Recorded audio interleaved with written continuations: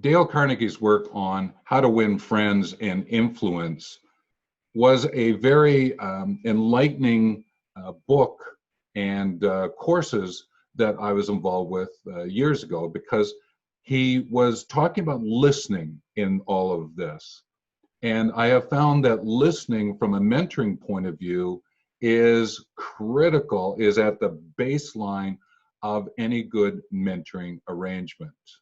Welcome, welcome. Dr. Stephen Hobbs here from the WELLth movement. Let me continue on with this notion of what Dale Carnegie shared, is that it is the importance to demonstrate responsive listening. Listening from a place of responding, not reacting. And it requires a little bit more humility on your part, that it requires you to wait to respond rather than jumping in to respond. Now, there are three things that I just want to bring to the surface that I attribute to the Dale Carnegie work. And the first thing is to remind yourself not to drift away while you're listening, because it can be picked up very quickly, especially by the mentee or the coachee if you're coaching. And this drifting away means you might miss something and create more confusion when you go to respond. So remain alert to not drifting away while you're listening in a mentoring arrangement. The second thing that I would point out is make sure that you fully listen. And that is, you're not having a couple of ideas in your head about what you want to share and you're formulating them. Stay with the conversation, stay with the listening that's necessary to actually hear what the mentee is saying.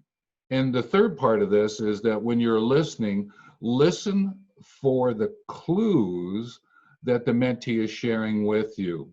Because in that listening and those clues, it gives you a sense of their hierarchy of values. What is it that they value the most? Because that's where they will place their time, effort, and money. And if you understand that and you're doing your mentoring work, you can work with their hierarchy of values to get them to learn with you, to take action that makes more sense to them.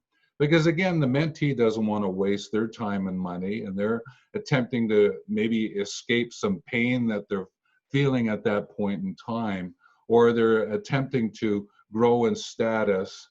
Again, there are reasons that they're there, and if you link the reasons they're there, the conversation you're having with their hierarchy of values, you can improve focus and strengthen your mentoring. And that comes from this notion of responsive listening. So I encourage you, don't drift away.